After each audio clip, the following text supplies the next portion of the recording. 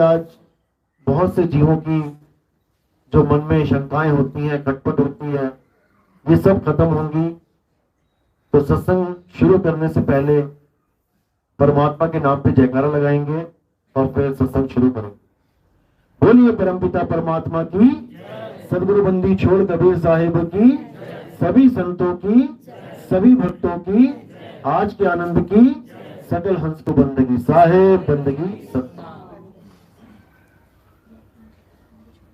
तो आज जिस मुद्दे पे विचार करेंगे वो ये है कि हमारे इंसानी चोले का, इंसानी जन्म का परम लक्ष्य क्या है। एक होता है लक्ष्य क्या है, एक है परम लक्ष्य क्या है। लक्ष्य तो आपको पता ही है, बच्चों को स्कूल भेजो, क्यों? क्योंकि नौकरी करनी है, बिजनेस करना है। इनकी शादियां करवाओ, क्यों? परिवार चलाना है, कुल चलाना है। खेती बाड़ी करनी है, क्यों? इनको पालना भी है, सब कुछ करना है। ये तो हो गया लक्ष्य। सुबह सुबह आप घर से बाहर निकलते हो एक लक्ष्य लेके कि आज मैं दुकान खोलूंगा तो कम से कम 1000 रुपए तो घर लेके आऊं। अब गया दुकान खोल के पूरा दिन खाली बैठ के आ गए तो वो हमारा लक्ष्य पूरा नहीं हुआ। इसी प्रकार अगर हम बार बार खाली बैठ के ही घर आ जाएं तो हमें क्या मिलेगा? घर वालों का प्यार मिलेगा कि दुत्कार मिलेगी? रोज चला जाता है, टाइम पास करके आ जाता है, कुछ लेके तो आता नहीं। सोचो 250, 300, 500, 700 रुपए के लिए इतनी दुत्कार मिल जाएगी, तो जिस परमात्मा ने तुम्हें काम करने के लिए भेजा है, उस परम लक्ष्य के लिए भेजा है, और तुम वो लक्ष्य पूरा करके ना जाओ तो क्या हालत होगी? इसीलिए लोग रोते हैं। आपकी बीवी ने कहा मैंने साड़ी लेके आनी है, आज 2000 दिहाड़ी लेके आना, और तुम लेके ना जाओ, तुम घर नहीं जाओगे जल्दी। तुम कहोगे यार कहीं रात ही बिता लूं, पता है घर में क्या होने वाला है। घर जाने से डरते हो। इसीलिए सब लोग, चाहे हिंदू, मुसलमान, सिख, ईसाई, घर जाने से क्यों डरते हैं? घर जाने से क्यों डरते हैं? जब मृत्यु आती है तो क्यों डरते हैं? जबकि सब कह रहे हैं पापा का स्वर्गवास होने वाला है, तो स्वर्ग जाने से भी डर लगता है क्या? कार्डों पे क्या छपाते हैं कि पिताजी का स्वर्गवास हो गया? गए कैसे थे? रो रो के गए थे। इतना क्या डर लग गया भाई? जब पता है भगवान के पास जा रहा हूं, परमात्मा के पास जा रहा हूं, तो रोना किस बात का? इसी बात का रोना है कि जो परम लक्ष्य तुम पूरा करने के लिए आए थे, तुमने उसको छोड़ के बाकी सब कुछ कर डाला, और जो कुछ किया वो सब यहीं रह जाना। यहां बड़े बड़े बिजनेसमैन आए, दुनिया में जिनका नंबर 1 पे नाम आया, जाते जाते खाली हाथ चले गए। तो क्या लेने आए थे यहां पे? मिट्टी उठा उठा के ऊंची करने आए थे। जैसे दीमक के घर देखो क्या करती है वो, जमीन की मिट्टी खोद खोद के ऊंची ऊंची बिल्डिंगें बनाती है। नीचे की मिट्टी ऊपर करने आई थी वो जीवन में। तुम भी यही कर रहे हो। जब इस दुनिया में आए थे ये बिल्डिंगें नहीं थी, जंगलों में आए थे, रहने लायक भी नहीं था ये धरती। लेकिन आज बड़ी बड़ी डिमांड है। कोई गलती से भी ना सोचे, कोई गलती से भी नहीं सोचता था कि मैं जंगलों में रहूं। कबीलों में रहते थे, लेकिन आज उन जंगलों में बिल्डिंगें बन गई हैं, 5 स्टार होटल बन गए। कहां से आए ये शहर? ये बड़े बड़े शहर कहां से आए? जंगलों को ही काट काट के आए। जंगलों की ही मिट्टी उठा उठा के ऊंची करती, सीमेंट लगा के, बढ़िया बजरी लगा के बिल्डिंगें बनाती। अब तुम्हारा ड्रीम प्लेस हो गया। मेरा ड्रीम प्लेस क्या है? New York city. जाओ जरा 2000 साल पहले, 5000 साल पहले, 10,000 साल पहले क्या था वहां पे? जंगल, जंगल थे। लेकिन इस मन ने इतनी शातिर चाल चली कि जंगलों को साफ करके ऊंची ऊंची बिल्डिंगें, आलीशान बंगले, इतना कुछ बना दिया कि तुम्हारे अंदर यहां रहने की ही लालसा बनी रहे। लोग अमेरिका जाने के लिए 50 लाख रुपए देके जंगलों में डंकियां लगा के जा रहे हैं। क्या है वहां पे?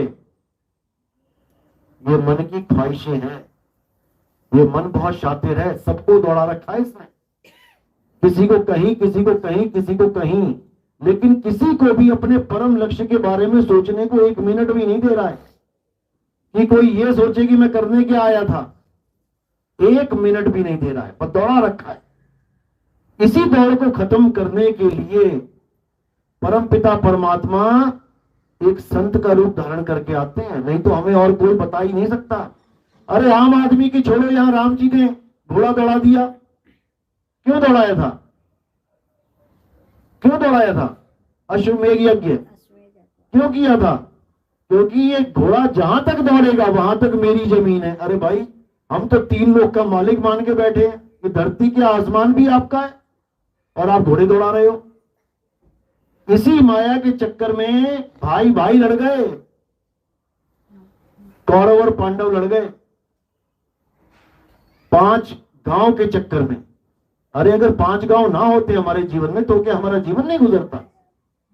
बड़े बड़े संतों ने तो महल छोड़ दिए, महात्मा बुद्ध जैसों ने घर बार छोड़ दिया। 5 गांव क्या चीज थी?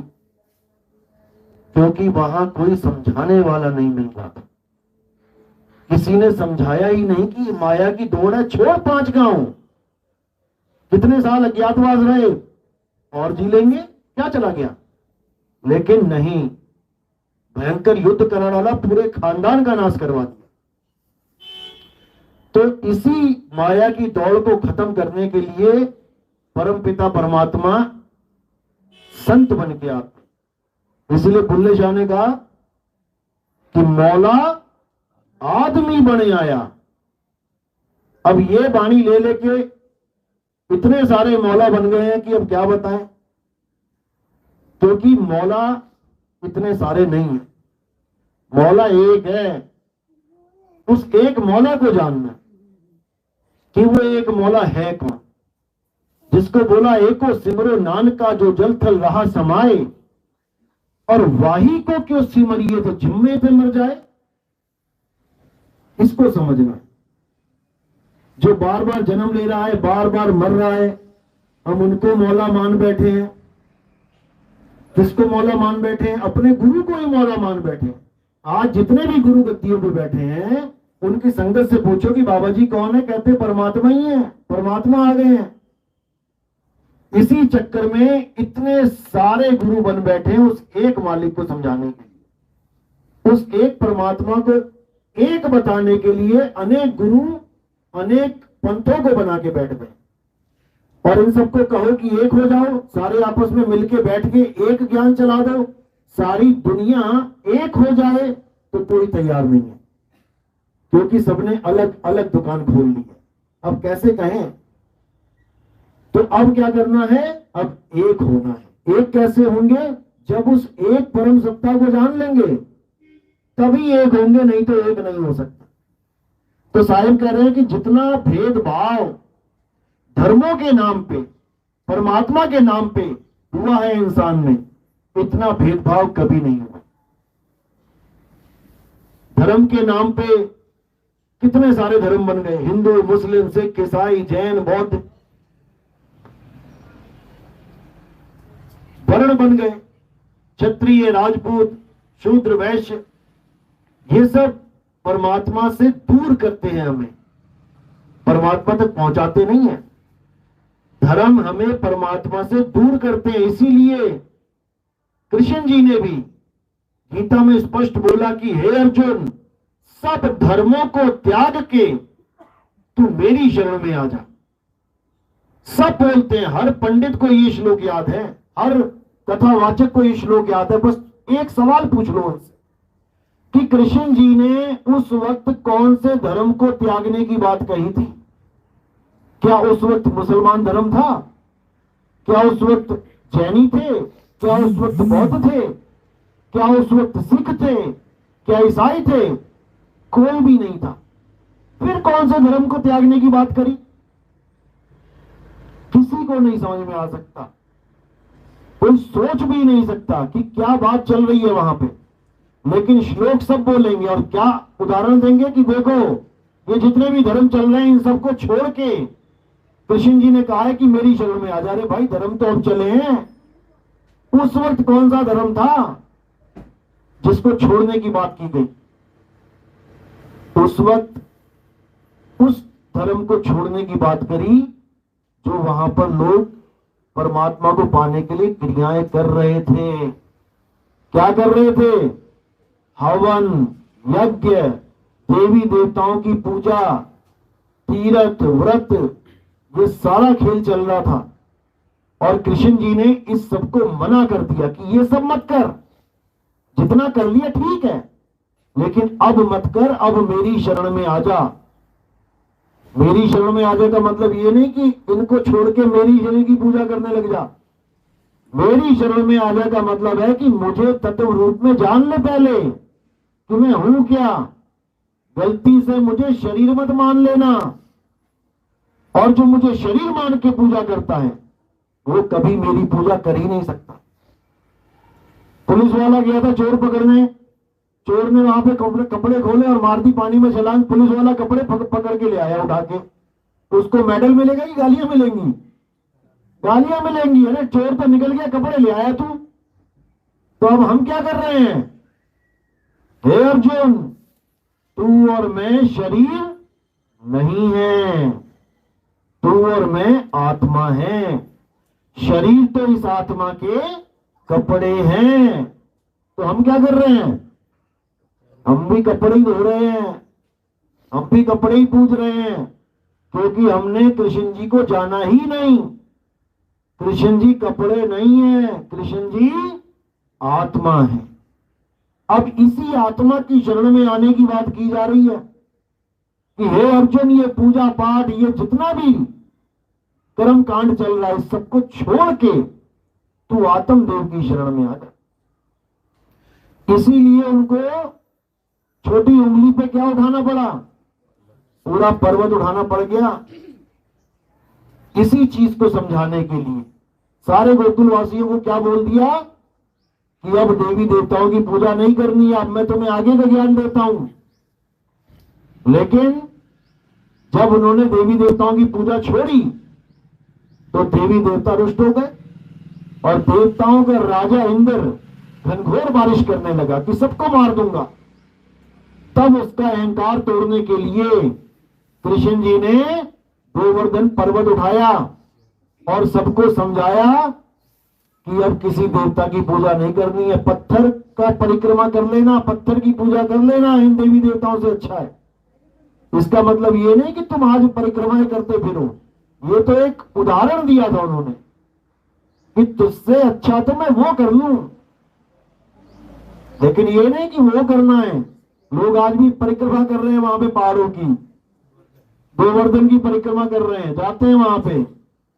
अरे भाई, वो गोवर्धन की परिक्रमा करने को थोड़ी नहीं बोला, बोला आत्मा को जान। हे अर्जुन, नैनम छिंदंती शस्त्राणी नैनम दहती पावका। इस आत्मा को ना तो कोई शस्त्र काट सकता है, ना अग्नि जला सकती है, ना वायु सुखा सकती है, ना जल भिगो सकता है।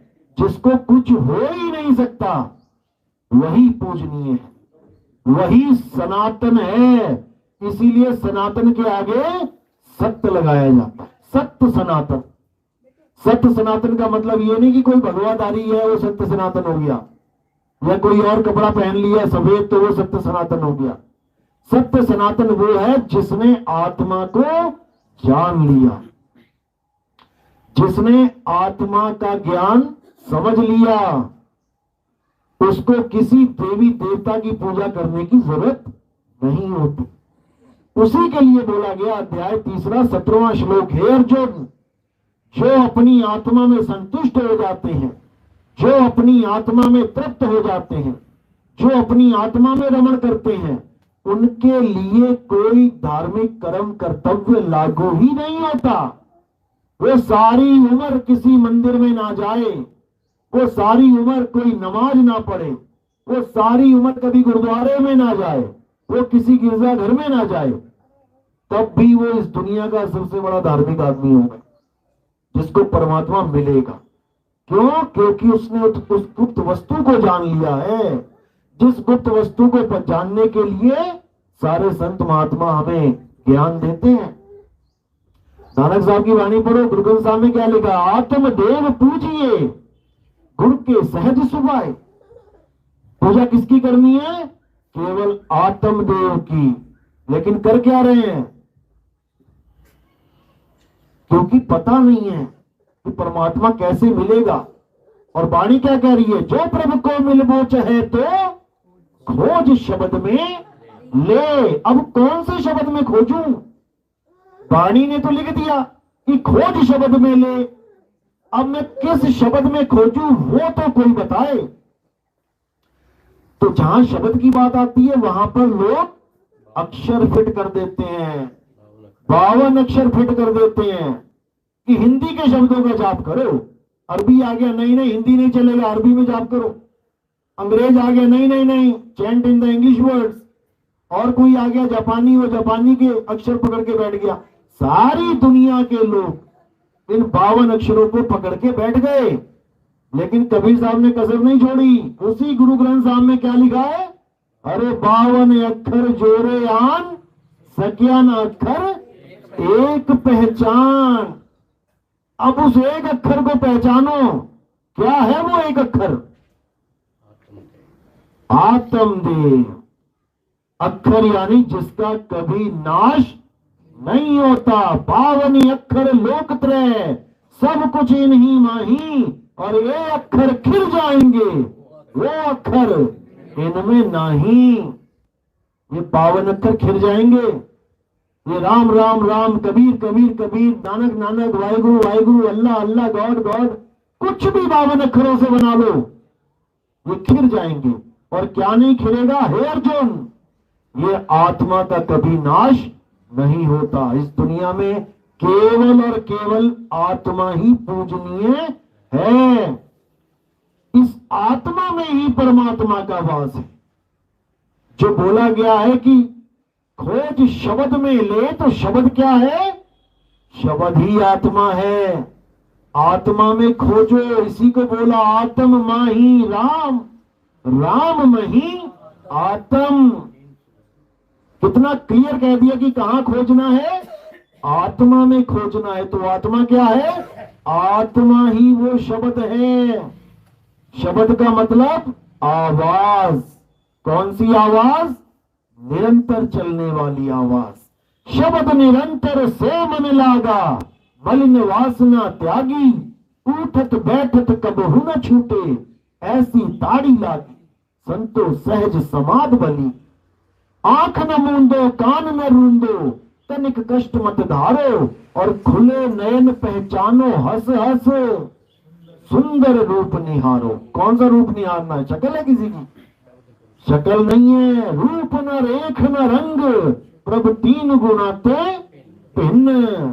अब जब रूप नहीं है, रेख नहीं है, रंग नहीं है, तो निहारो किसको? उस शब्द रूप को निहारो, क्योंकि मेरा असली रूप शब्द रूप है। हम हैं शब्द शब्द हम माही, शब्द से भिन्न और कछु नाही।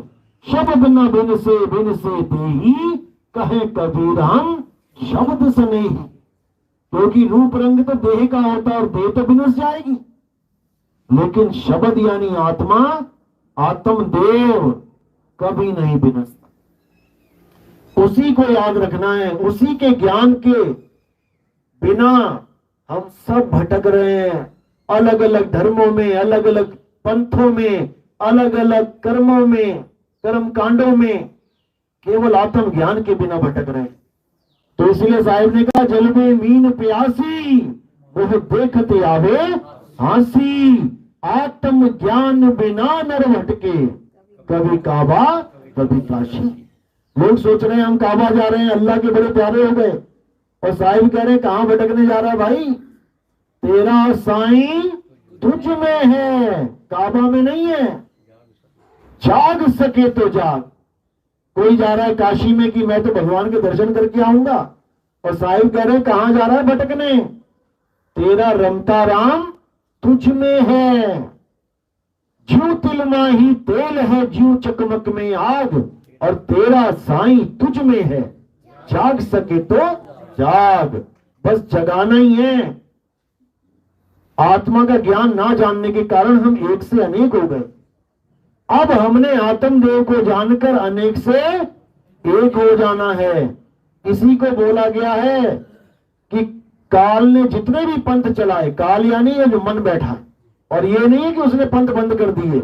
अभी देखो कितने लोग नए नए धर्म, नए नए पंथ बना के बैठे हैं, नए नए भगवानों की पूजा कर रहे, जिसका नाम भी ना सुना होगा आपने।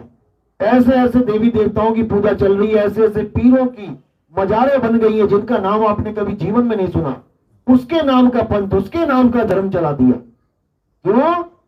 क्योंकि उस आत्मा को नहीं जानता। अब सबको छोड़ के, सब धर्मों को छोड़ के तू एक मेरी शरण में आ जा, यानी अब तू आत्मदेव की शरण में आ जा, तब तेरा कल्याण हो जाएगा, तुझे कहीं भटकने की जरूरत नहीं पड़ेगी। लेकिन ये बात कोई समझे तो, नहीं तो जितने भी लोग आए परमात्मा का भेद बताने, लोगों ने एक को ना समझकर, एक को ना जानकर उनके ही नाम के अलग अलग धर्म बना दिए। वो एक करने के लिए आए लेकिन लोगों ने अनेक कर दिए। तो साहिब कहते 12 पंथ काल फुरमाना और भूले जीव न जाए ठिकाना, 13वें पंथ हम ही चले आए और सब पंथ मीट के एक पंथ चलाएं। कैसे होगा एक पंथ? अगर मैं कह दूं सारे कबीर पंथी बन जाओ, बन जाओगे क्या? क्या कबीर नाम इतना अच्छा है कि सारे जाग जाएंगे, या कबीर साहब की फोटो इतनी अच्छी है कि सारे जाग जाएंगे? ऐसा कभी नहीं हो सकता। एक पंथ चलाऊं, किससे चलाऊं? उस आत्म ज्ञान से चलाऊं। जब आत्म ज्ञान की बात आएगी तो हिंदू भी कहेगा अरे भाई आत्मा सत्य है, क्योंकि हमारे ग्रंथों में लिखा है, मुझे आत्म ज्ञान चाहिए। मुसलमान भी कहेगा कि रूह फना नहीं होती, हमारे ग्रंथों में लिखा है। ईसाई कहेगा सोल इज इमॉर्टल, हमारे भी ग्रंथों में लिखा है।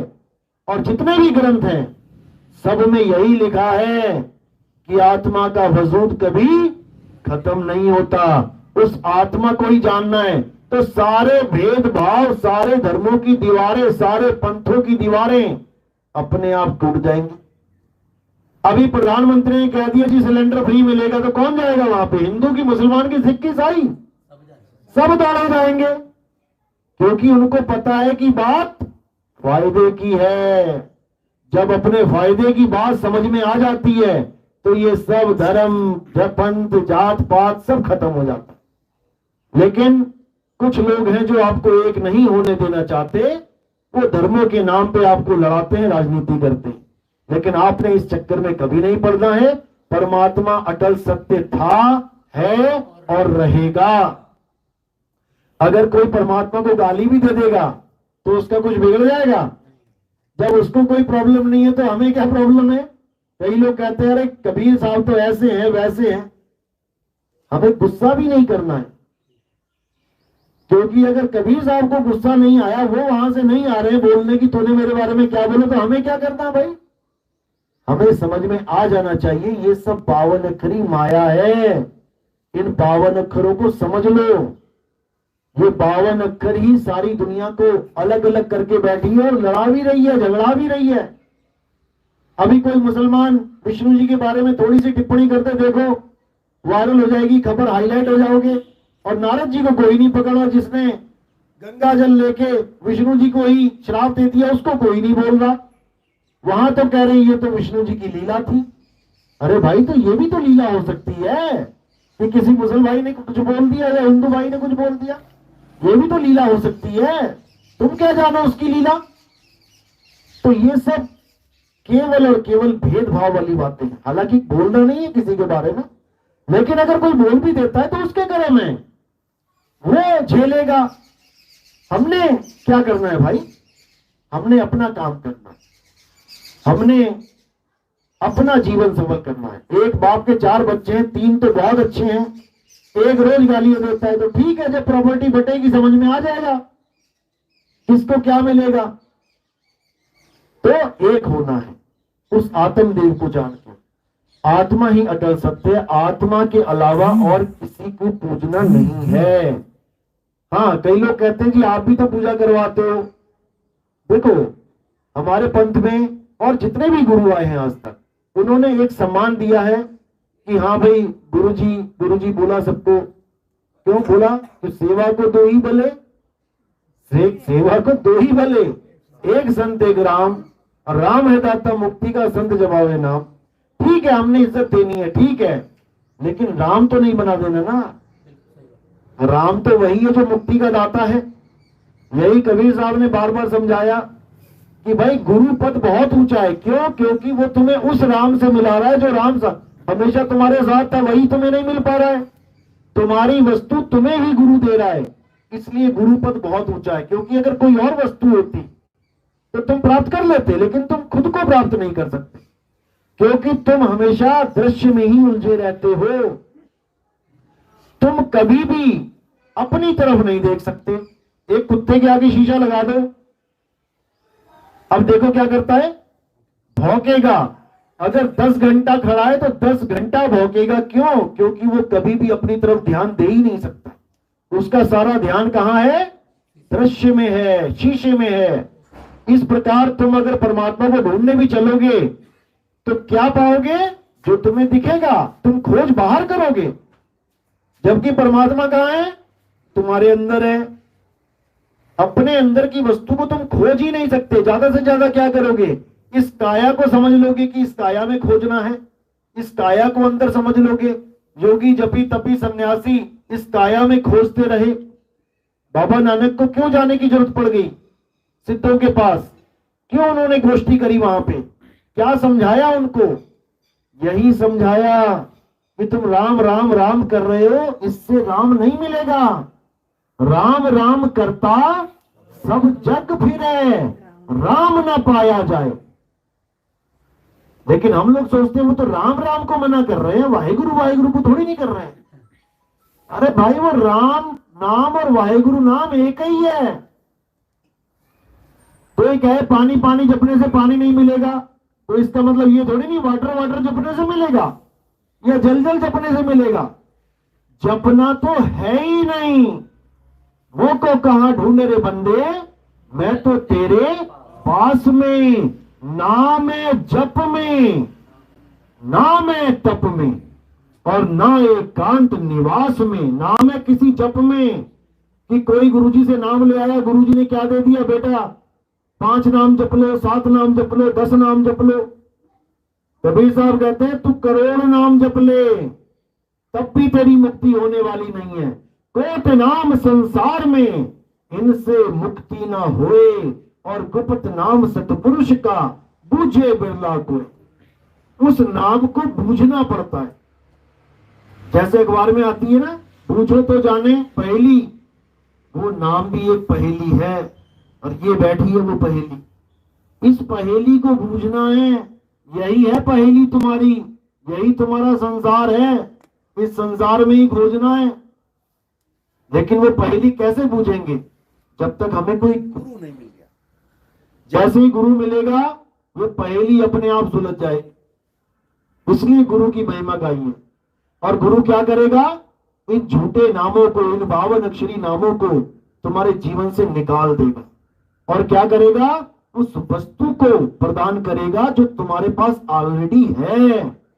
तुम्हारी ही वस्तु का ज्ञान तुम्हें करवा दिया जाएगा।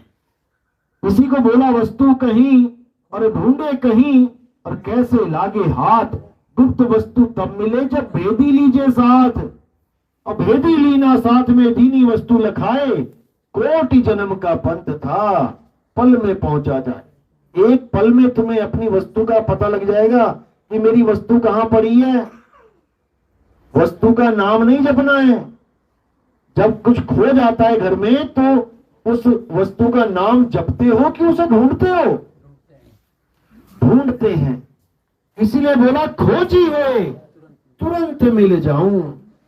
गुरु ने भेद बता दिया, सीधे डायरेक्शन वहीं जाएगी। अब कहीं और ढूंढने की जरूरत नहीं है। जैसे अर्जुन को पूछा गुरु ने क्या दिख रहा है, तो उसने कहा मुझे चिड़िया की आंख दिख रही है। अब निशाना बिल्कुल सीधा है। अब निशाना इधर उधर जा ही नहीं सकता। और बाकियों से पूछा तो कहता मुझे पूंछ दिख रही है, मुझे पैर दिख रहे हैं, मुझे पेड़ दिख रहा है, पत्ते दिख रहे हैं। यानी निशाना भटक गया है, वो निशाना लग भी नहीं सकता। इसलिए साहिब ने केवल निशाने की बात करी है। निशाना कोई मारे संत सुजान। ऐसा गुरु चाहिए जो तुम्हें सीधा निशाना बता दे कि बेटा कहां पे निशाना लगाना है। बुल्ले शाह गए जब अपने गुरु जी के पास, कहते महाराज दया करो। कहते क्या हो गया, क्या चाहिए? कहते रब चाहिए। कहते बुल्लिया रब दा की पाना, इधरों पटना इधर लाना। यानी जो निशाना तुम्हारा संसार में फंसा हुआ है वहां से हटाना है और आत्मदेव में लगाना है। बन गया काम। इसीलिए साहिब ने कहा सुरत फंसी संसार में, सबके निशाने पता नहीं कहां कहां लगे हुए हैं। तासे पड़ गई दूर और सुरत बांध स्थिर करो, आठों पहर हुजूर। यानी तुम्हारा निशाना बिल्कुल सीधा होना चाहिए, आठों पहर। ये नहीं कि बाबा जी ने क्या 2.5 घंटे सिमरन करने की हो गया। 2.5 घंटे का 8 पहर नहीं होता है। आठों पहर उस सूरत को शब्द में एकाग्र करना है। अगर वो निशाना चूक गया तो क्या होगा पता है?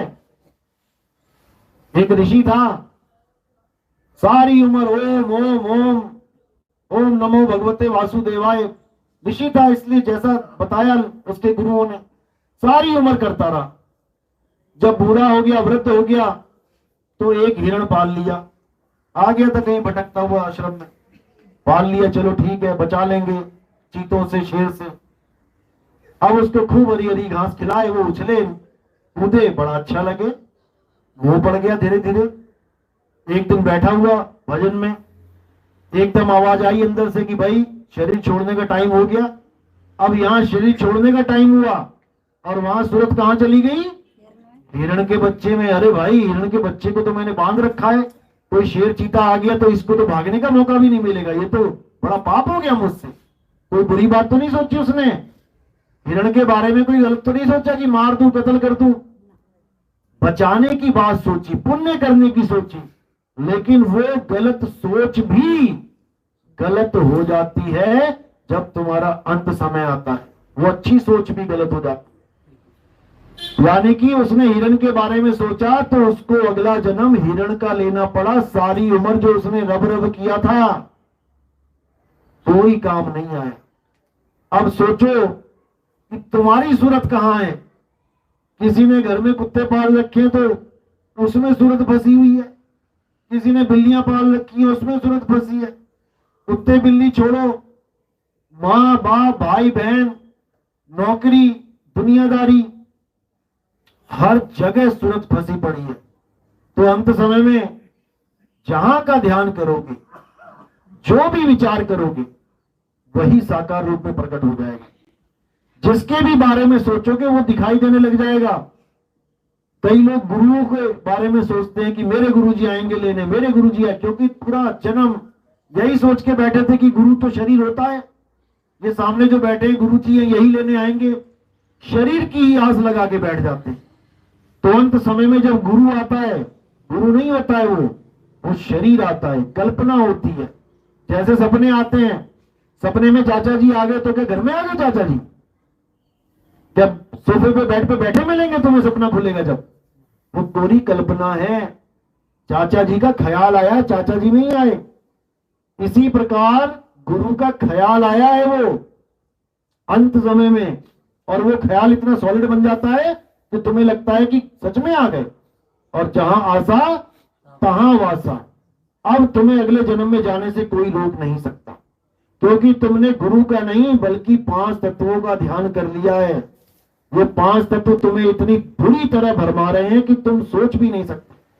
तुम जिसे अपना भाई बहन माँ बाप समझ के बैठे हो, तुमने अपना रिश्तेदार 5 तत्वों को बना लिया है।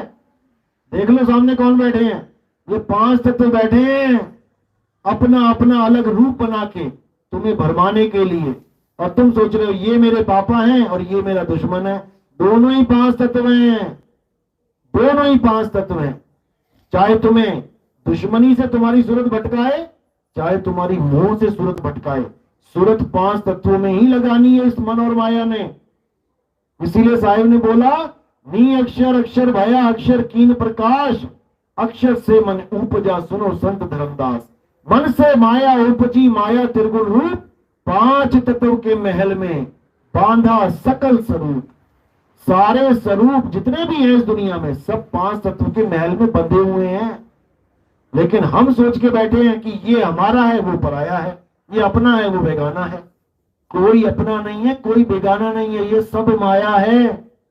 जब अर्जुन को गीता में अपना रूप दिखाया उन्होंने, तो अपना अकेला रूप नहीं दिखाया, लाखों करोड़ों अरबों आदमी खड़े हो गए सामने।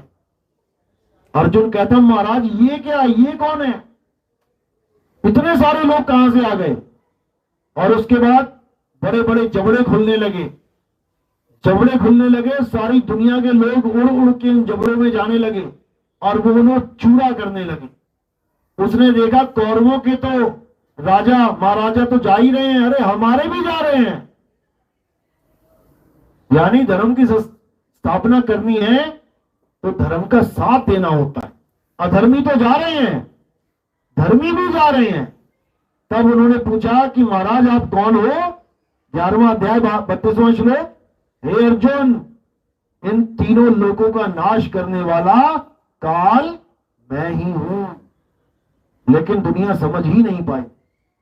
यानी कि शरीर रूप में चाहे वो कोई भी हो, वो काल का ही रूप है, और आत्म रूप में वो भले कोई हो, वो आत्मा का ही रूप है। चाहे गुरु का शरीर क्यों ना हो, वो भी काल का ही रूप है। देव निरंजन सकल शरीरा, और तामे भ्रम भ्रम रहल कबीरा। ये देव निरंजन के रूप में जितने भी रूप बैठे हुए हैं, ये सब उसी का रूप है। कोई गलती से ये ना सोचे कि ये तो पराया है, ये अपना, ये मेरे गुरु जी, वो कोई और। ये सब एक ही हैं। ये अलग अलग मिट्टी के भांडे दिख रहे हैं, लेकिन ये मिट्टी ही है, और तुम्हें मिट्टी से प्रेम करवाया जा रहा है। कभी देवताओं के नाम पे, कभी गुरुओं के नाम पे, कभी किसी के नाम पे, तुम मिट्टी में ही उलझे हो। और जो गुरु कहते हैं नहीं, शरीर का ध्यान नहीं करना, श्वासों का ध्यान करना है, अजपा जाप सोहंग सोहंग करना है, श्वासों पे ध्यान रखना है, महात्मा बुद्ध वाले किसी को नहीं मानते, कहते हैं बस श्वास ही सत्य है, श्वास पे ध्यान रखो। तो कबीर साहब ने इसको भी अज्ञान बोला। साहिब कहते जो श्वासा संग करे पयाना, और 5 तत्व में जाए समाना। क्योंकि ये भी एक तत्व है, वायु भी एक तत्व है, हम नहीं समझ पा रहे। 4 तत्वों को छोड़ दिया, एक तत्व को पकड़ लिया, फिर भी हम कैदी के कैदी। 5 केस लग गए, 4 में बरी हो गए, 1 में उम्र कैद हो गई, तो क्या करें, उम्र कैदी है। 4 में बरी हो भी गए, तब भी वो तुम्हें मिलके नहीं बचा सकते चारों बरी केस, क्योंकि 1 में उम्र कैद हो गई। इसी प्रकार 4 तत्वों को छोड़ के तुम अगर एक तत्व को पकड़ते हो, श्वास को भी पकड़ते हो, तब भी तुम्हारी मुक्ति नहीं होगी। नहीं प्राण में, नहीं पिंड में, ना ब्रह्मांड आकाश में, और मोह को कहां खोजे रे बंदे, मैं तो तेरे पास में। उस पास में जो वस्तु पड़ी है उसका बोध चाहिए। ना तो वो हमारी काया के अंदर है, और ना ही वो हमारी काया से बाहर है। कि कोई कहे बाहर चलते साइड वाली गली में ढूंढने, वहां भी नहीं मिलेगी। ना अंदर ना बाहर, जहां पर वो है उसका हमें भेद नहीं पता। जब गुरु मिलता है तो उसका भेद हमें बता देता है।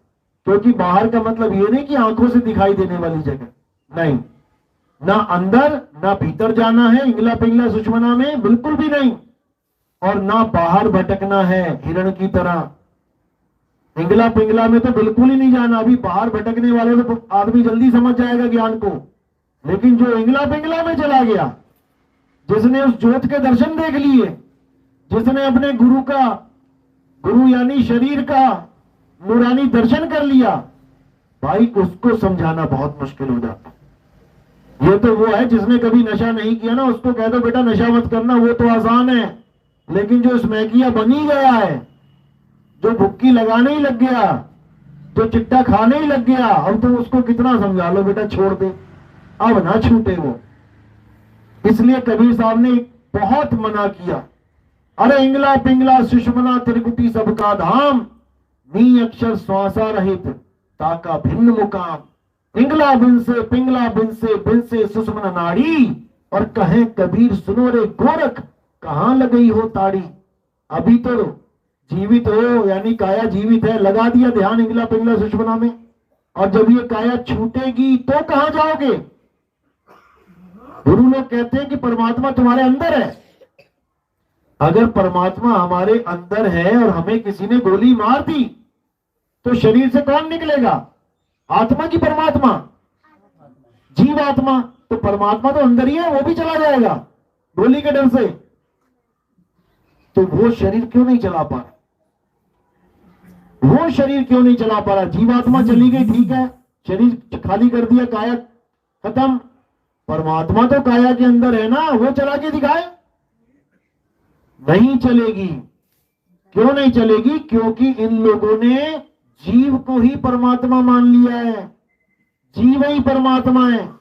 ये पिंजड़ा है, पिंजड़े में तोता है, तोता भटकता हुआ आगे फंसा है अपने परिवार से, अपने मालिक से। अब जो भी गुरु उसको मिल रहा है वो क्या कह रहा है? बेटा पिंजड़े में ही मालिक है, पिंजड़े में ही मालिक है। अरे पिंजड़े में तोता है, मालिक नहीं है। मालिक से तो बिछड़ के आ गया वो।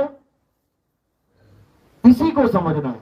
जैसे तुम्हारे सामने शीशा लगा है और तुम उसमें अपनी शक्ल देख रहे हो, जो भी तुम्हें मिल रहा है क्या कह रहा है? बेटा तू शीशे में है, बेटा तू शीशे में है। अरे शीशे में मैं नहीं हूं, शीशे में मेरा ध्यान है, सूरत है। इसी को जीव बोला गया है। मेरा सत्य स्वरूप यानी परमात्मा इस काया में नहीं है, वो काया से न्यारा है, इस जून में नहीं है। 84 लाख जून में, वो जूनों से न्यारा है, इसीलिए उसको अजूनी बोला जाता है। एको सतनाम करता पुरख निरपहो निर्वैर अकाल मूरत अजूनी, जो कभी किसी जून में नहीं आता। और इन लोगों ने सब में डाल दिया परमात्मा में, सारी जूनों में परमात्मा। यहीं पे गलती हो रही है। हम सब जीव हैं, परमात्मा नहीं है। परमात्मा कब होंगे? जब सच्ची बंदगी मिलेगी। कोटि तो ब्रह्मा भय कोटि भय ईश, और साहिब तेरी बंदगी से जीव बने जगदीश। हम लहरें हैं अभी, समुद्र हम तब बनेंगे जब हम एक एक करके शांत होते जाएंगे, तब हम समुद्र बनेंगे। अभी नहीं समुद्र बन गए कि काया में परमात्मा बैठा दिया। इसी को बोला जब मैं था तब हरि नहीं, अब हरि है मैं नहीं। यानी जब तक लहर है तब तक वो समुद्र नहीं है। लहरें गिनी जा सकती हैं, समुद्र को भी गिनोगे कितने हैं? 1 2 3 4 5। समुद्र तो समुद्र है,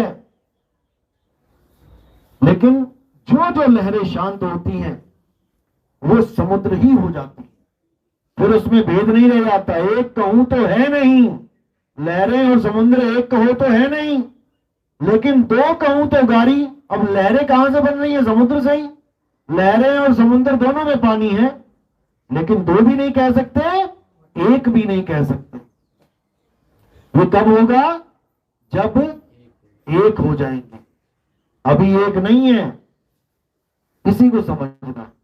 जीव शिव पीव, जीव से पीव हो जाना है। लेकिन अधूरे गुरु जो बीच में बैठे हैं या अज्ञानी जो मन बैठा है, ये तुम्हें जीव से शिव करवा देता है, पीव तक नहीं पहुंचा सकता। क्योंकि पीव तक पहुंचने का ज्ञान स्वयं पीव ही देता है आके। इसीलिए बोला बहुबंधन में बांधया एक बेचारा जीव, और केवल छूटे आपने जो न छुड़ाए पीव। अब ये जो छुड़वा रहा है ये कौन है? यही बंदी छोड़ है, यही परमात्मा है जो हमारी तुम्हारी तरह रूप लेके आता है केवल हमें समझाने के लिए। वो आता नहीं है, वो एक लीला है मात्र, केवल एक लीला मात्र है। संतों अविगत से चला आया, कोई मेरा भेद मरम ना पाया। ना हम लीना गर्भ बसेरा, बालक होए दिखलाया, संतों अविगत से चला आया। जब कबीर साहब आए इस दुनिया में, वो किसी मां के गर्भ से नहीं आए। लोग कहते हैं नीरू नीमा उनके माता पिता। अरे उनको तो एक बच्चा तालाब पे पड़ा मिला था, वो उठा के लेके गए, लोगों ने उसी को माँ बाप बना दिया। जबकि सब कह भी रहे हैं कि एक बच्चा पढ़ा मिला। तो जब बच्चा पढ़ा मिला तो उसके माँ बाप कैसे हो गए? अब कुछ और धुरंधर ज्ञानी है, वो कहते हैं वो विधवा ब्राह्मणी का पुत्र था, शर्म के मारे, क्योंकि विधवा ब्राह्मणी के पुत्र कैसे होगा, शर्म के मारे उसने तालाब पे छोड़ दिया। अब उन ज्ञानी पुरुषों से पूछो कि भैया विधवा ब्राह्मणी थी कौन, उसका नाम क्या था, उसका पति कौन था, कौन से गांव की थी, ससुर कौन थे? ब्राह्मण का ससुर ब्राह्मणी होगा। वो परम पूजनीय ब्राह्मण कौन था भैया, नाम बता दो उसका, जिसके घर में कबीर साहब आए। उस ब्राह्मण का आज तक नाम नहीं बताया किसी ने, उस गांव का आज तक नाम नहीं बताया किसी ने। वो विधवा ब्राह्मणी कहां थी? पूरे पुराने से पुराने गुरुओं के इतिहास खोज लाए, पुराने से पुराने देवी देवताओं को इतिहास खोज के ला रहे हैं, और अभी 600 साल पुराने कबीर साहब का इनको इतिहास नहीं मिल रहा, क्योंकि ऐसा कोई इतिहास है ही नहीं, है ही नहीं। कबीर साहब जब आते हैं तो बिना माँ बाप के आते हैं, और जब जाते हैं तब भी जय शरीर जाते हैं, शरीर छोड़ के नहीं जाते। 60,000 चेले खड़े थे मगहर में, कबीर साहब मगहर चले गए थे। क्यों? क्योंकि मगहर को श्राप मुक्त करना था। श्राप तो क्या लगेगा मगहर को, एक भ्रम फैला दिया था ब्राह्मणों ने, जो मगहर में मरेगा वो गधे की जून में जाएगा, नरकों में जाएगा, और जो काशी में मरेगा वो स्वर्ग में जाएगा। तो कबीर साहब सारी उम्र काशी में रहे, लेकिन जब अंत समय यानी कि लीला खत्म करने का समय आया तो चले गए मगहर में। अब लोग परेशान की बताओ, लोग काशी की तरफ भागते हैं बोरिया बिस्तरा लेके अंत समय में कि वहां मरूंगा जाके, और ये वहां आ गए जहां पर श्राप लगा है। तो अंत समय में भी इस पाखंडवाद को खत्म करने के लिए कबीर साहब ने ये कदम उठाया। अब चेलों को पता लगा, चेले पहुंच गए। चेले कौन? हिंदू मुसलमान दोनों, राजा बघेल और बिजली खान पठान। अब तलवारें खिंच गई, कहते हमारे गुरु हैं, शरीर छोड़ेंगे तो हम इसको जलाएंगे। मुसलमान कहते हमारे गुरु हैं, हम दफनाएंगे। अब दोनों में झगड़ा हो गया। अब कई कबीरपंथी क्या कहते हैं कि वहां पर जो झगड़ा हुआ था वो कैसे शांत हुआ, कबीर साहब की लाश को जला दिया, और जलाने के बाद जो फूल चुगने जाते हैं हम लोग शमशान घाट में, पता है ना, फूल चुगने जाते हैं, जली हुई लाश की जो अस्थियां बचती हैं उसको फूल कहते हैं। कहते हैं वहां पे कुछ फूल यानी कि वो हड्डियां बची, आधी आधी हड्डियां बांट ली दोनों ने, झगड़ा शांत हो गया। अब उन ज्ञानी पुरुषों को ये पूछो कि झगड़ा था किसका? इसी चीज का तो झगड़ा था कि जलाएंगे कि दफनाएंगे। अब तुमने कह दिया जला दिया, यानी मुसलमानों की तो हार ही हो गई। वहां पे वो हारने के लिए तलवारें लेके बैठे थे क्या?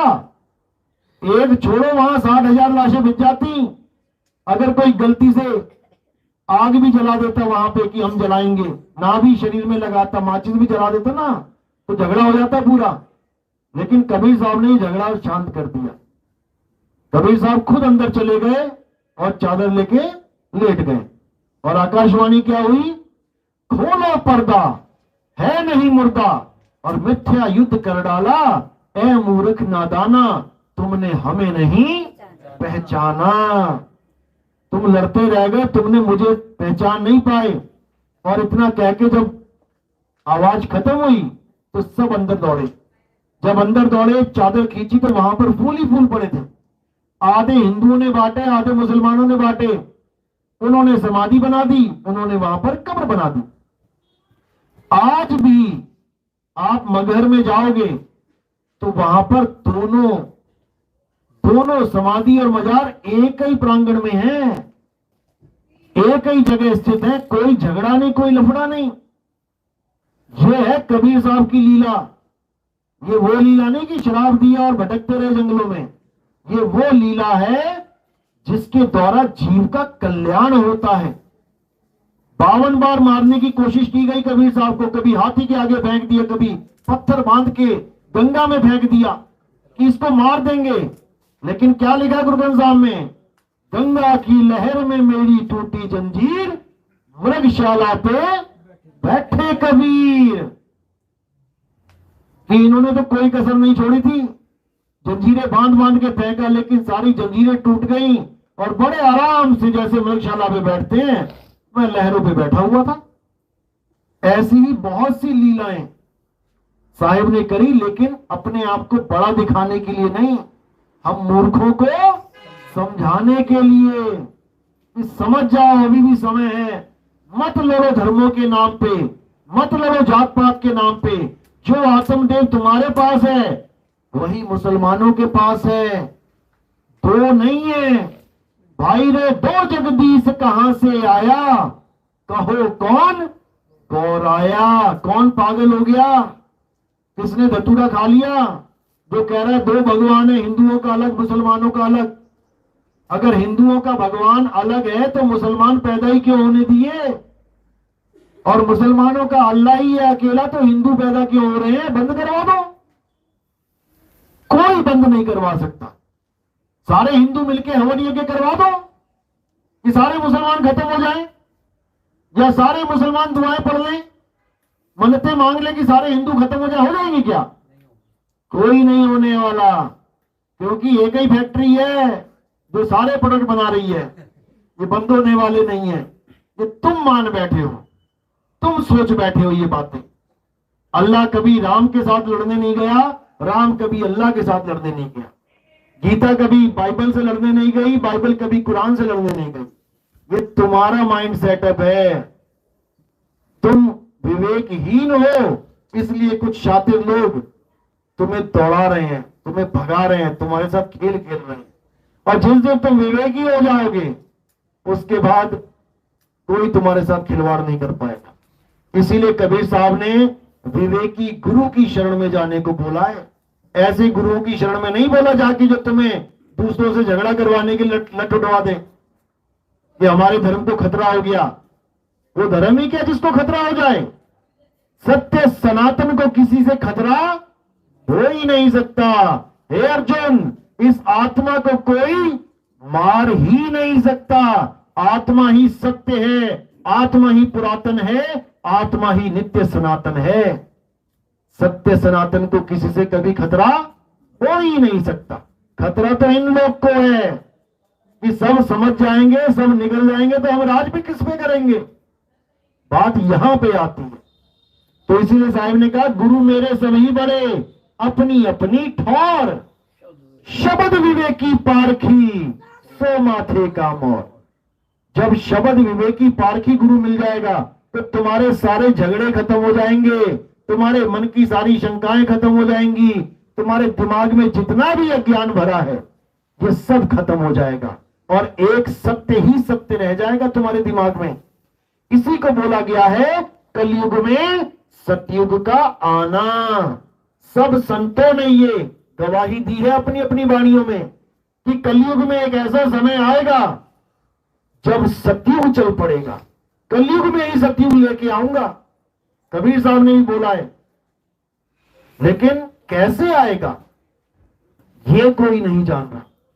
जब हमारी सूरत असत्य को त्याग के सत्य सनातन से जुड़ जाएगी तब सतयुग आ जाएगा। लेकिन वो तब आएगा जब आप विवेकी हो जाओगे।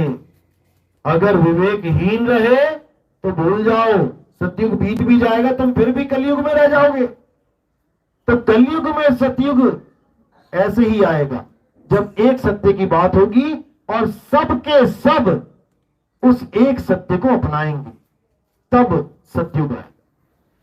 तो आज का सत्संग यही समाप्त करते हैं। और नाम दीक्षा वाले कौन है? प्रथम दीक्षा वाले हाथ खड़ा करते हैं, दूसरी दीक्षा वाले। चलो थोड़ा सा इंटरव्यू ले लेते हैं। प्रथम दीक्षा वाले कौन है? अच्छा, अभी कहां से आए आप? जम्मू से। अच्छा, कहां पहले कहां से जुड़े थे? किसी गुरु से? अच्छा, सिख अमृतधारी, बहुत बड़ा। और आपका? जम्मू से। आप कहां से? गंगानगर से। पहले कहां से जुड़े थे? किसी गुरु जी से। हाँ जी, आप लोग कहां से? गंगानगर से। आप चंडीगढ़ से। सत्संग कब से सुन रहे हैं? एक साल से। अच्छा, पहले कहां जुड़े थे? कहीं भी नहीं जुड़े। चलो अच्छा, आप रोपड़ से? अच्छा अच्छा, अभी बात होती है। कहाँ से जुड़े थे पहले? रामपाल जी से। कितने साल हो गए थे? अभी 1 ही साल। चलो, अब समझ में आ रहा है सब। और आप कहाँ से? बलाचौर से। कहाँ से जुड़े थे पहले? कहीं से भी नहीं। कब से सुन रहे हो सत्संग? अच्छा, 3-4 साल हो गए। और आप? खरड़ से। कहाँ से जुड़े थे?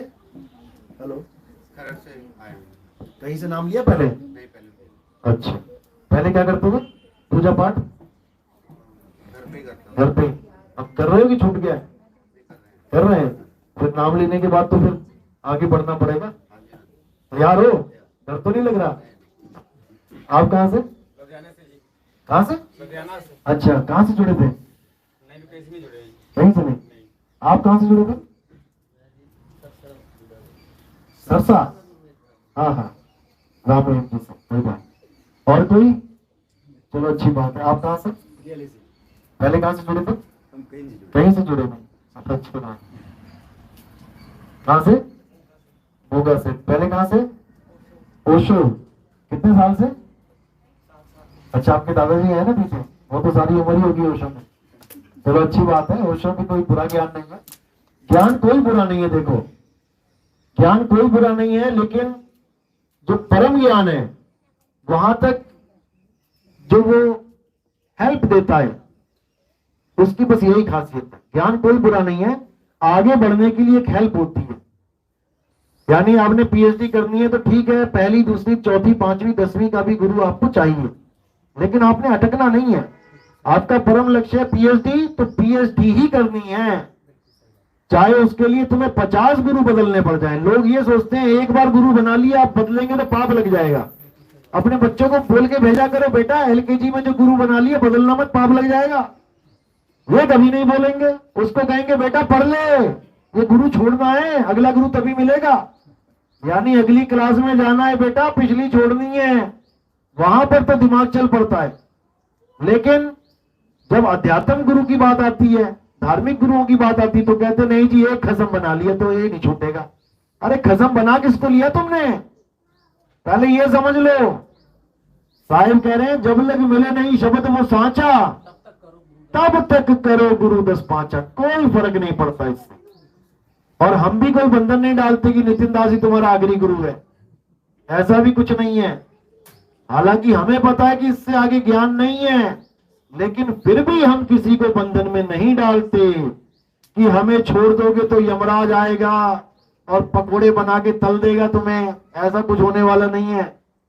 तुम्हें यह ज्ञान नहीं समझ में आया क्योंकि कई लोग पूर्ण विवेकी नहीं होते हैं। भाई गलती से तुम ऑडी में चले गए, शोरूम में कार देखने, है तुम्हारे पास 10 लाख।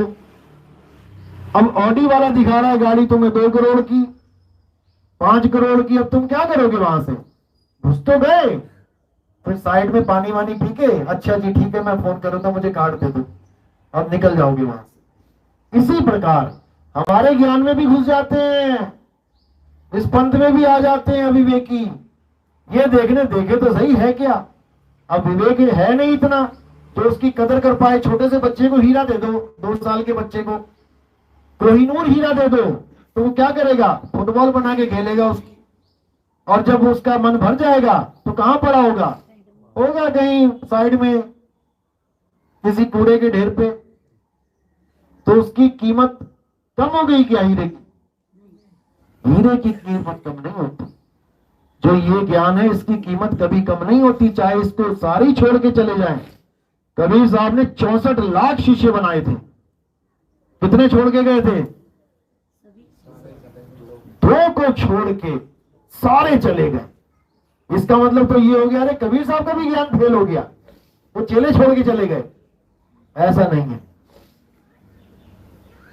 बहुत बहुत विवेक चाहिए इस ज्ञान के लिए। इतना विवेक चाहिए कि तुम्हारे दिमाग के पर्दे खुल जाएंगे सारे।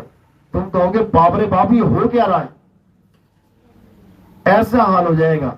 अगर सत्संग तुम लगातार दिन रात, किसने सुने सत्संग? हाथ खड़ा करो जिसमें दिन रात बस घूम घूम के चक्की वही चल रही है, बस यही है वो। जिनको अब कोई भरमा नहीं सकता, क्योंकि दिन रात समझ लिया। अब कौन समझाएगा आगे, जब सब कुछ समझ ही लिया अब कौन समझाएगा। समझ जो नहीं पाया वो भ्रमित हो जाएगा। आदि नाम हम भाग सुनाया और मूर्ख जीव समझ नहीं पाया। सारा खेल समझ का है।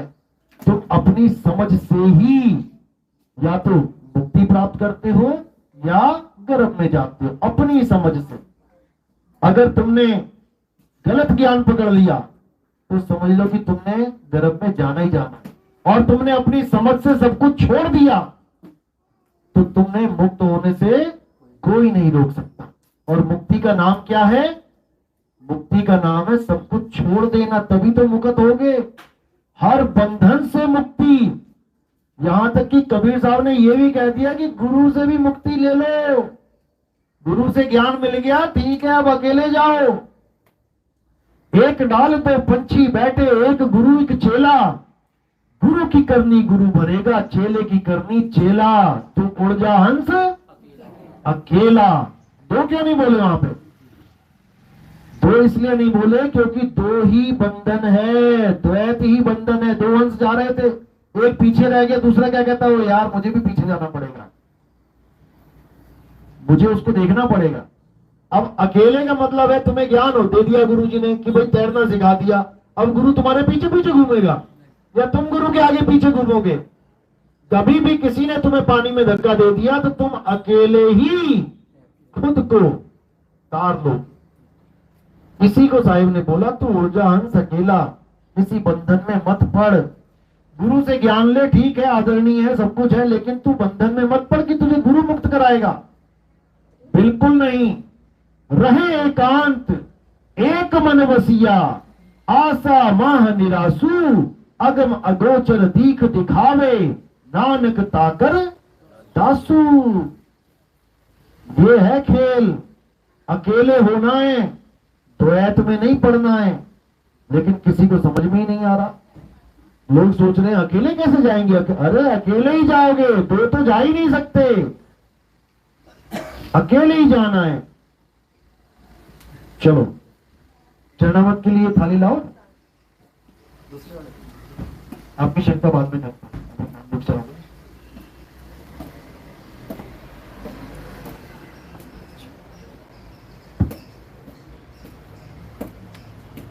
व्हाट्सएप पर भी भेजा था आपको उसका, तो उन्होंने डिवाइड करके दिखाएगा आपको, भेजा था उन्होंने। अच्छा मुबारकबाद वालों ने। हाँ हाँ। अरे गाड़ियों को पता तो है नहीं उनको क्या बोलते हैं। तो जहाज आएगा नहीं हमारे प्रेस में रखे बारहवीं बनता है मैं जुड़े जहाज है, ड्राइवर कौन होगा? रोज आपकी पायलट कौन होगा?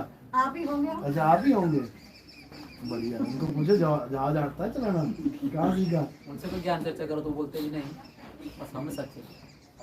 देखो अभी उनको पता लग गया, हमारे को मैसेज आता है। कोई बात आप देखो, जुड़ना है 12 से, सिर्फ 4 महीने के लिए देते कौन हैं। किस रामपाल जी से। मैं 14 साल से जुड़ा हूँ हम तो और उससे 5 साल पहले राधा स्वामी। राधा अरे आप बहुत टाइम 5 साल से मैं पंचाड़ी फर्स्ट देखते गए आप देखो बेचारी पर 45 साल से डालो स्वामी में। जिस टाइम तक जाने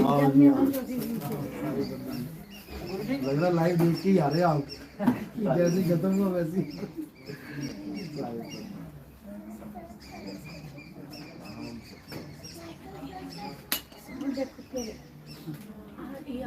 ओ चलो कोई बात नहीं।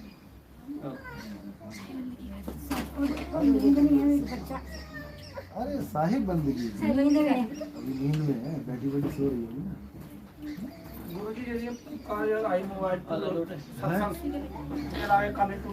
सत्संग सुनने ना, हाँ। तो सारे पार देवी और रिश्तेदारी पागल ही कहते हैं ये सर्टिफिकेट है तो गले लगाओ, जब डिग्री मिल दी है तो गले लगाते ना जाके। बोली ये बंदा पागल हो गया। बस इसका मतलब है गल नू पा गया, जिस गल नू बड़े बड़े संत महात्मा लभ रहे ने वो इनू पा गया। गल ये है।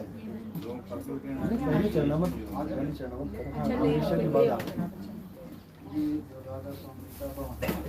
इसके सामने वाली गली में है। देखो ये जो गवर्नमेंट सीनियर सेकेंडरी स्कूल है उसके साथ ही जो चीज आप समझ रहे हो ना सत्संग में, ये चीज बड़े बड़े ऋषि मुनि नहीं समझ पाई। जिनके नामों के मंदिर बने, तीर्थ बन गए जिनके नामों के, वो भी नहीं समझ पाए कि ये है क्या खेल। इतना तगड़ा खेल है इस मन का, और कोई समझ नहीं पा रहा इस मन को। ये मन ही निरंजन है, मन ही स्वरूपी ज्योत निरंजन, तुम्हें राख भरमाई हो। ये सबके अंदर बैठा है। कहाँ बैठा है? यहाँ बैठा है। अब जो बाबा ये कह रहा है कि यहाँ परमात्मा है, वो तुम्हें इनडायरेक्टली मन से जोड़ रहा है, तुम्हें निरंजन से जोड़ रहा है, ज्योत स्वरूप से जोड़ रहा है। और साहिब कह रहे हैं निज मन करत जहां ठकुराई, सो नैनन पिछवाड़ा है। साहिब का निशाना है, यहाँ पे मन बैठा है। और यहाँ बड़े बड़े गुरु कह रहे हैं कि यहाँ आत्मा का वास है, परमात्मा का वास है। बस तुमने परख करनी है कि सही कौन बोल रहा है। आ जाओ यार। कहते हैं शब्द में रूप धार कर आता है वो जो गुरु द्वारा।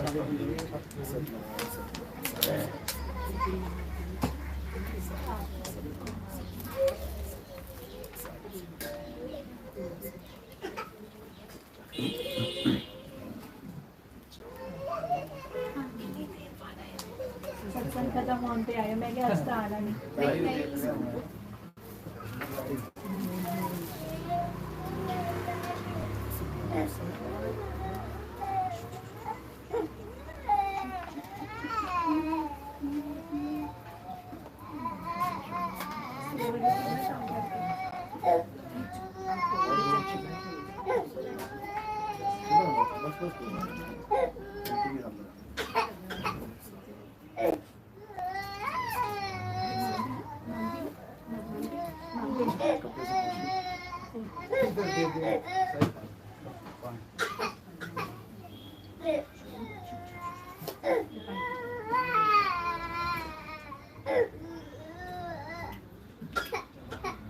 कटोरी लाए? गिलास में? हाँ, गिलास में दो। गिलास रखो नीचे। गिलास नीचे रखो। मीठा है ना? हाँ जी, हाँ जी।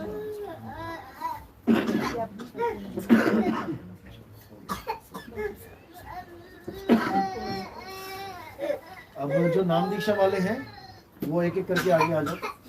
नहीं, ये सब पहली सर्वबंदी सत्ता। हमारे पंथ के कुछ नियम है, इसमें चलना मत लेना होता है सबसे पहले। उसके बाद आपको एक निशानी लगाई जाती है जिसको विजय तिलक कहते हैं हम लोग, क्योंकि ये एक जंग है। ज्ञान भी एक जंग है, केवल दुनियावी दौड़ धूप ही जंग नहीं है कि पैसा कमाना एक जंग है। ज्ञान भी एक जंग है, और उसमें भी बहुत से योद्धा बैठे हुए हैं तुम्हें हराने के लिए। उन सब योद्धाओं को तुम हरा के यहां तक पहुंचे हो, तो यहां तुम्हारा विजय तिलक किया जाता है, चंदन का तिलक लगाया जाता है, और गले में एक कंठी धारण करवाई जाती है, एक निशानी दी जाती है। उसको माथे नहीं टेकना कि वो कोई कर्मकांडी कंठी है, वो एक निशानी है कि तुमने गुरु धारण कर लिया। जैसे बाबा नानक ने, 10वीं पातशाही ने टर्बन दी ना। अब किसी सरदार जी को पूछना पड़ता है, यार तुम क्या गुरु नानक देव को मानते हो, तुम 10वीं पातशाही को मानते हो, सिख धर्म में हो? नहीं पूछना पड़ता। यानी उनको एक पहचान दी है कि हाँ ये सिख है, ये खालसा है। अब वो अंदर से खालसा है या नहीं है बात की बात है, लेकिन एक पहचान देती कि ये खालिस है, यानी मैंने सारी अशुद्धियां निकाल दी हैं इसमें, अब इसको मैंने खालसा बना दिया। तो इसी प्रकार ये कंठी धारण करवाई जाती है, निशानी होती है जो गुरु अपने शिष्य को देता है। लेकिन जिसने ये प्रथा चलाई उसके गुरु ने उसे कंठी नहीं। किसने? कबीर साहब के गुरु रामानंद जी ने ये कंठी नहीं दी थी उनको, क्योंकि वो उसको चेला बनाने को तैयार ही नहीं थे, क्योंकि वो नीच जात के थे। हालांकि जात पात नहीं होती है, लेकिन वो कहते थे कि नीच जात का है। तो कबीर साहब ने 5 साल का उनका उस वक्त शरीर था जब वो गुरु के पास गए थे नाम लेने। फिर उन्होंने 6 महीने का बच्चा बनके सीढ़ियों में लेट गए, और गुरु जी सुबह सुबह नहाने जाते थे गंगा घाट पे, अंधेरे अंधेरे, तो उनका पैर उनके सिर पे लगा। अब वो रोने लगे अब जब रोने लगे तो गुरुजी ने क्या जात पात थोड़ी नहीं पूछनी थी, बेटा तेरी क्या जात है, उठाया गले से लगा लिया, ना बच्चा रो मत, राम राम बोल। अब मिल गई दीक्षा, राम राम की दीक्षा तो मिल गई, लेकिन अब क्या करें, कल को ये फिर मुकर जाएगा, अब क्या किया जाए। तो उन्होंने क्या किया, उनके गले की जो माला थी वो खींच के तोड़ दी। 108 मनकों में से एक मनका हाथ में छुपा लिया, 107 वहीं गिरे रहे, उठा के गुरुजी ने दोबारा माला बना ली। वो एक मनका कहाँ है इस वक्त, ये एक मनका वही है जिन्होंने नाम ले रखा है उनके गले में पड़ा होगा, ये एक मनका। यानी मैंने गुरु धारण कर लिया है। और उसका मतलब क्या होता है उस कंठी का, उसमें 6 धागे होते हैं, 6 धागे कच्चे होते हैं सूत के, और जो मनका है वो पक्का होता है मोती। तो 6 धागे किसको प्रदर्शित करते हैं, 6 शरीरों पर, स्थूल सूक्ष्म कारण महाकारण केवल हंस। सारी दुनिया के संत महात्मा पीर पैगंबर औलिया बड़े बड़े धुरंधर इन्हीं 6 देहों में भटकते चले गए, लेकिन उस एक मनके को, उस एक आत्मदेव को कोई नहीं जान पाया।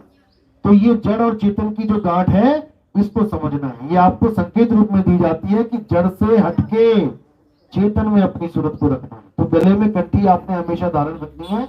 जिसके घर में कोई दिक्कत है, बीवी कहती है या कंठी रहेगी या मैं रहूंगी, वहां पर आप उसको उतार के अपने बैग में रख सकते हैं। वो भी केवल कंडीशनली बोल रहा हूं मैं, ये नहीं कि जल चले गए, अरे गुरु ने तो बोला था उतारने को उतार दिया, ऐसा नहीं है। बहुत दिक्कत है, जहां पे घर में तगड़ा क्लेश है वहां पर आपकी भक्ति में कोई विघ्न ना आए, इसलिए आप उस कंठी को रखो अपने पास, लेकिन अपने सामान में रखो, गले में मत रखो, वरना रोज झगड़े ही होते रहेंगे तो कब भक्ति करोगे। पता लगा तुम्हारे नाम का एक चिट्ठी लिख के चली गई वो, तो तुम जेल में भक्ति करोगे फिर। इससे अच्छा घर में करो आराम से। चलो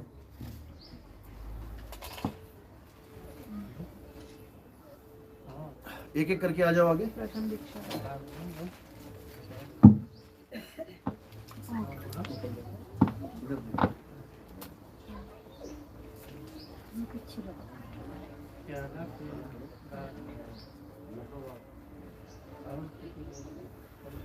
एक बार खोल लो सर, हाँ जी इधर ही बैठो, ऐसे नहीं,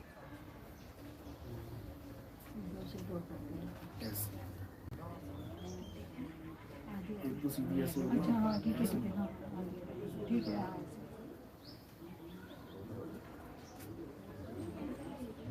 हाँ। पीछे से पकड़ोगे ना, पीछे से 2 बन जाते हैं, इसी में बस हल्का सा नीचे फंसा लो।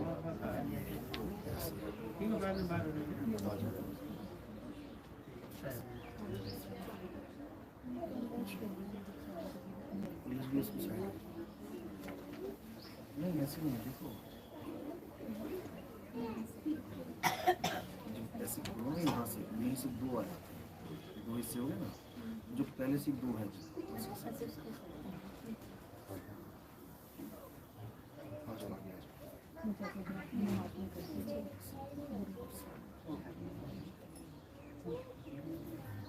ये निशानियां देखो, पहली निशानी लग रही है आपके माथे पे, इंगला पिंगला सुषमना पे निशानी लगाई जाती है। अब यहाँ का आपका कोर्स पूरा हो गया, अब यहाँ पर ध्यान नहीं रखना आपने, ठीक है। कंठ पे निशानी लगाई जाती है, कंठ पे माया का वास है। अंत समय में क्या करती है, ये जीभ को पकड़ने के लिए गला चौक कर देती है। आपने देखा होगा मरने वाले लोग जो होते हैं उनकी आवाज़ बंद हो जाती है, गला चौक करती है, श्वास घोट देती है।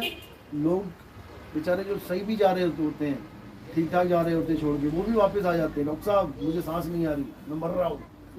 यानी सारा माया का खेल कंठ में चलता है। इसको भी निशानी लगाई जाती है कि अब ये भी परेशान नहीं करेगी। हाथों में निशानी लगाई जाती है, जब कोई जेल से रिहा होता है तो उसके सरकारी मोहर लग जाती है हाथ पे, कि अब इसको परेशान ना किया जाए। अब जमदूत आपके आसपास नहीं भटक सकते, प्रताप तुम्हारा देख के जमदूत छट जाए। किसका प्रताप देख के? उस आत्मदेव का। उसी को कबीर बोलते हैं